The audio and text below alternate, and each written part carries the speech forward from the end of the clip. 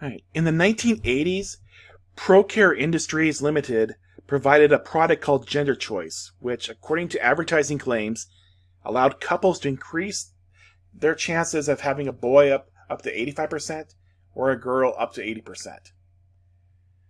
Gender Choice was available in blue packages for couples wanting a baby boy, and, you might guess, pink packages for couples wanting a baby girl. So what hypotheses could you use to test whether gender choice is more effective than random chance? Well, suppose we wanted to conduct an experiment with 100 couples who want to have baby girls, and they all follow the gender choice easy to use in home system described in the pink package. For the purpose of testing the claim of an increased likelihood for girls, we will assume that gender choice has no effect. So in this case, the parameter is going to be proportion to that want a girl. The null value is going to be 50%. That is, we assume everything's random chance, so boys and girls are equally likely. So the probability of a girl would be 50%. That means my null hypothesis is that the proportion is equal to 50% versus the alternative, the proportion is not equal to 50%.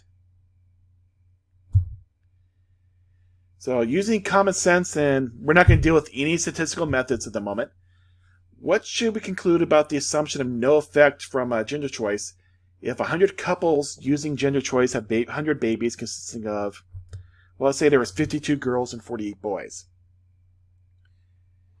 In this case, 52 girls, 48 boys. If I saw this as the evidence, this would mean that, to me, that the results were just random chance, that there's no advantage to using this product. So there's no evidence that gender choice works if this was a situation. What if, on the other hand, so boys and girls are equally likely to be born. On the other hand, what if we had 97 girls and 3 boys using this product? Well, this would be extremely unlikely by random chance, I would think. So, in this case, I would say there's strong evidence that gender choice works. So, girls are much more likely to be born. So, now let's see if we can quantify it a bit more. And for that, I'll go ahead and use the Ross-Machance apps. Or, it's already been done, but for the sample with 52 girls, here are the results of 1,000 simulations that are shown. Now, we want to identify the null value, point estimate, p-value, and try to form a decision about rejecting or failing to reject the null hypothesis. So, for the null value, is going to be the value in the middle. That's you can see it right there. Oops. The null value is the probability of fits. This is what you enter in Ross-Machance, and this is your hypothesis value. And in terms of the graph, it's going to be in the middle. So in this case, null value is 50%. The point estimate is what you enter right down here. That's extreme as greater than or equal to 52%. And then you see this red vertical line right there in the graph. And then the p-value is 75.6%. That is a lot larger than 5%. So in this case, we would fail to reject. There is no evidence that gender choice works. Now, on the other hand, suppose I had 97 girls and 3 boys. So here are the results from another 100,000 simulations. And again, let's try to identify the null value, point estimate, p-value, and make a decision.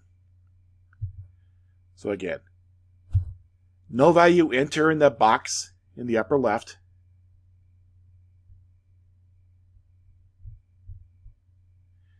And then it's going to show up in the middle of the graph, or it should be the middle of the peak there. The point estimate is where you enter that as extreme as, and it's going to show up in the box, and then it'll be that red line in the upper in the far right.